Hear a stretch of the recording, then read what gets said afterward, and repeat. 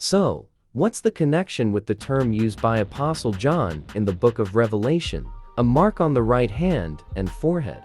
It's actually Tefilin. So, did Jesus wear Tefilin prayer straps? It's a possibility.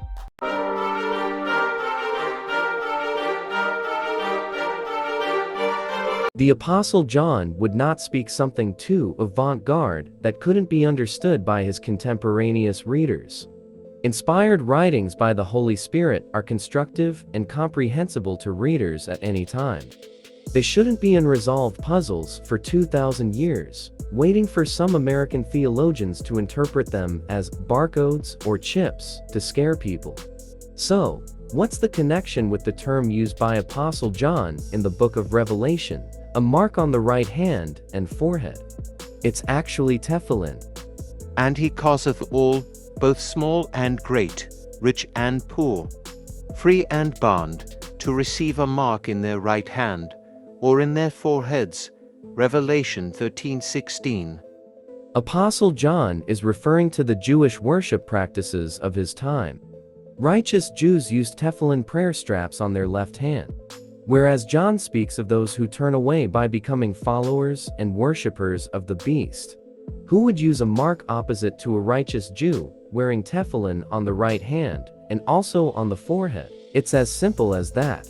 With this understanding, in the Hebrew or Jewish perspective, John's writings can be grasped by his readers, where in that context, Emperor Nero is the one Apostle John refers to as the Antichrist.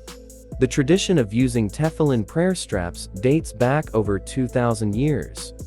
An apocryphal book letter of Pseudo-Aristeas, possibly written in the 2nd century AD, states, "And he clearly indicates that the sign is to be bound on our hand, distinctly showing that we should perform every service of worship."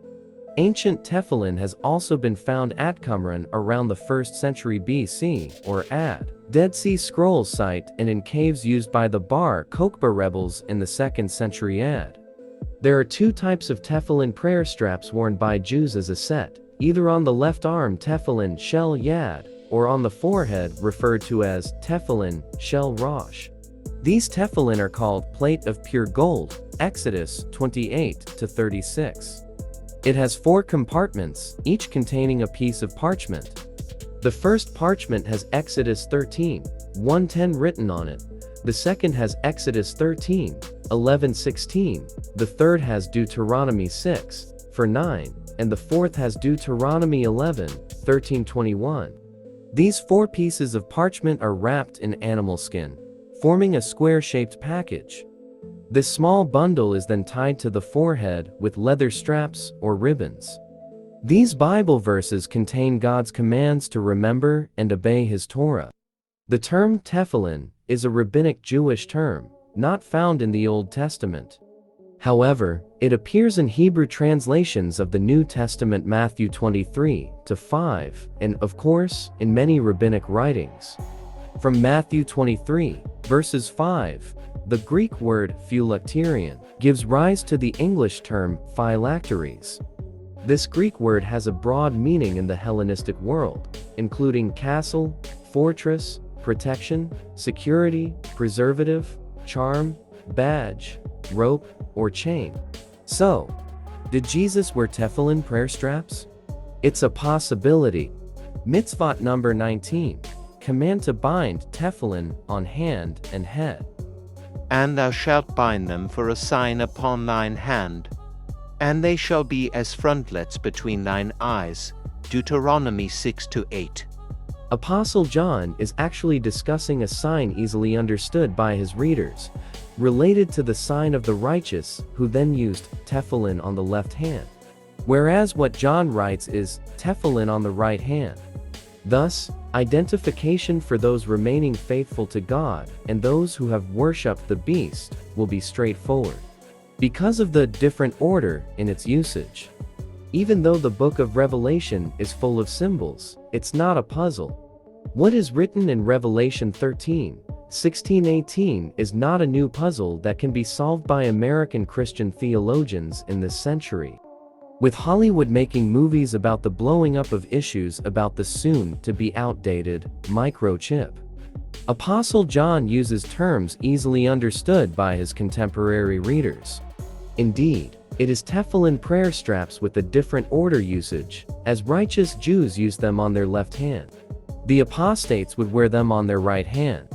Before delving deeper into wild interpretations of end times, let's reflect on the book of Revelation, which truly holds beautiful literary value, with an understanding of God's extraordinary love, not a book meant to instill fear. 1. The book of Revelation is rooted in Jewish tradition. Like other apocalyptic literature that employs symbols, heavenly visions, and speaks in codes that require careful consideration to understand the information within. For example, in Revelation 13:18 regarding 666, not 666. 2. The book of Revelation is anti-Roman Empire. It relates to polemics and war against the influence of Roman pagan beliefs. And here is the mind which hath wisdom. The 7 heads are 7 mountains, on which the woman sitteth. Revelation 17:9. In this verse, Apostle John provides the code that the woman symbolizes the Roman Empire, with the city of Rome situated among 7 mountains. 3. The book of Revelation is a tangible book, not entirely abstract, so its understanding is not exclusive to this century, contrary to what some might assume. Note that within Revelation, there is a specific message to 7 physically existing and historically recorded churches, situated in Asia Minor, which faced persecution during the time of Apostle John. 4. The book of Revelation contains a call to persevere. Despite the church's enduring persecution under the Roman rulers, and perhaps some members being tempted to compromise, followers of Christ are urged to persevere and fight. 5. The book of Revelation is written about the time when Apostle John lived. He records the revelation he received. The revelation he received was to happen soon. There were persecuted churches because of Christ, and they were to remain steadfast. We should take these statements seriously. Although the book writes about something in the future, it also touches on what was happening and what would happen soon. 6. The book of Revelation writes about the future and the fulfillment of prophecies within it. The prophecies in this book have been fulfilled throughout the history of the church. The fulfillment of these prophecies might occur more than once or repeatedly until the end. Therefore, we should carefully study the Bible moving forward, avoiding being easily swayed by claims about understanding the book of Revelation, as it remains in the realm of interpretations, where the truth of these interpretations needs to be proven.